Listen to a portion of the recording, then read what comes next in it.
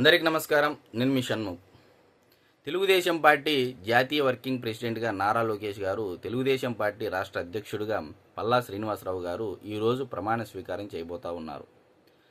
మరి తెలుగుదేశం పార్టీ అంటే ఈరోజు దేశంలో జాతీయ పార్టీని ఎదుర్కొన్నటువంటి పార్టీ, అతి తక్కువ కాలంలోనే పార్టీ పెట్టి అతి తక్కువ కాలంలోనే అధికారంలోకి వచ్చినటువంటి ఏకైక పార్టీ తెలుగుదేశం పార్టీనే.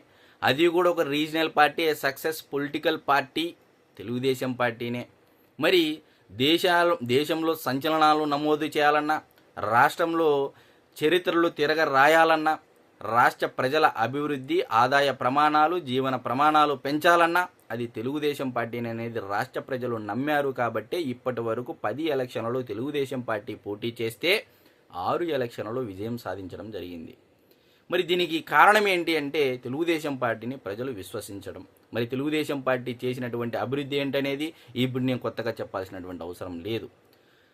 బడుగు బలహీన వర్గాలకి, ముస్లిం మైనార్టీలకి, దళితులకి, ప్రతి బీసీలకి, ప్రతి ఒక్కరికి అప్పుడున్నటువంటి వ్యవస్థలను రద్దు చేసి రాజ్యంలో అధికారం చేపట్టడానికి అవకాశం కల్పించినటువంటి party Telugu Desam party. Not only బీసీలు కాదండి, నాట్ ఓన్లీ ఎస్సీలు కాదండి, నాట్ ఓన్లీ ఎస్టీలు కాదండి, నాట్ ఓన్లీ ముస్లిం మైనార్టీలు కాదండి, నాట్ ఓన్లీ రెడ్లు కూడా ఈ ప్లాట్ఫామ్లో అభివృద్ధి చెందారు అనేది ఇక్కడ నేను చెప్పదలిసినటువంటి అంశం. ఎగ్జాంపుల్కి, ఉదాహరణకి ఇప్పుడున్నటువంటి తెలంగాణ రాష్ట్ర ముఖ్యమంత్రి యనమల రేవంత్ రెడ్డి గారే తెలుగుదేశం పార్టీ ప్లాట్ఫామ్లో డెవలప్ అయ్యి, మరి ఇక్కడ కులం లేదు, మతము లేదు, ప్రాంతము లేదు. తెలుగుదేశం పార్టీ అంటే ప్రజలకు సేవ చేయాలనుకున్నటువంటి వ్యక్తులకి ఇది ఒక ప్లాట్ఫామ్ అనేది ఇక్కడ క్లియర్గా అర్థమవుతూ ఉంది.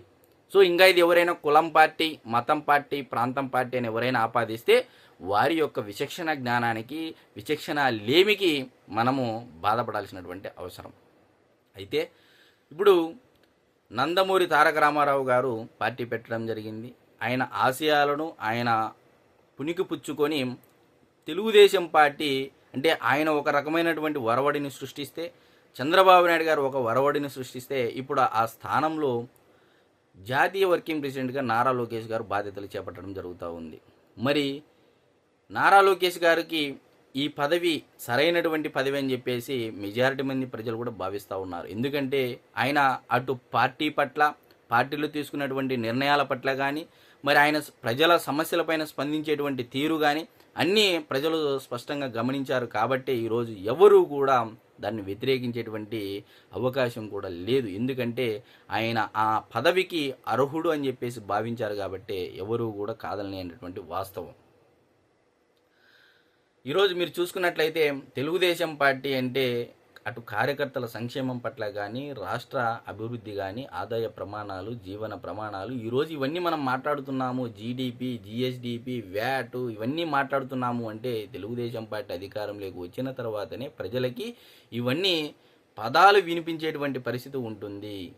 వేరే పార్టీలు అధికారంలో ఉన్నప్పుడు అప్పులు, ఎఫ్ఆర్బిఎంని మించి అప్పులు చేశారు, ఇలాంటివన్నీ మనం మాట్లాడుకునేటువంటి వాళ్ళం. కానీ నేడు ఆదాయ ప్రమాణాలు, ఈ జిల్లా కింద జీడిపి ఉంది, ఈ జిల్లా కింద జీడిపి ఉంది, తలసరి ఆదాయం ఎంత ఉంది, ఇలాంటి పదాలు తెలుగుదేశం పార్టీ అధికారంలో ఉన్నప్పుడు వింటామనేది మనందరికీ తెలిసినటువంటి వాస్తవం.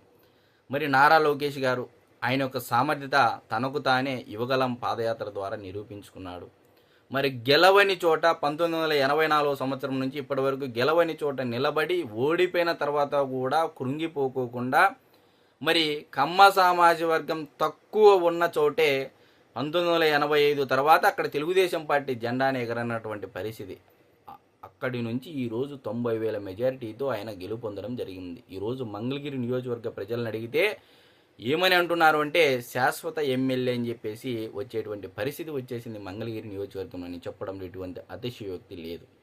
మరి 185 మంది సభ్యులతో, కమిటీలతో, వివిధ రకాలైన హోదాలు ఉన్నటువంటి వారు తెలుగుదేశం పార్టీ యొక్క యువ నాయకత్వానికంటే ఈరోజు తెలుగుదేశం రాష్ట్ర భవిష్యత్తును నిర్ణయించేటువంటి రోజుగా మనం అభివర్ణించాల్సినటువంటి అవసరం ఎంతైనా ఉంది. ఎందుకంటే ఈ పదవులు చేపట్టిన తర్వాత రాష్ట్ర భవిష్యత్తు కొనసాగాలి, అభివృద్ధి పథంలో డబుల్ డిజిట్ గ్రోత్ రేట్లో ముందుకు వెళ్ళాలి అంటే రాజకీయ వ్యూహాలకు, 2009 ఎన్నికల వ్యూహానికి ఇప్పటి నుంచే, ఈ రోజు నుంచే మనం పరిగణించాల్సినటువంటి అవసరం ఎంతైనా ఉంది. ఎందుకంటే ఇప్పుడు ఒక కొత్త వర్కింగ్ ప్రెసిడెంట్ వస్తున్నారు.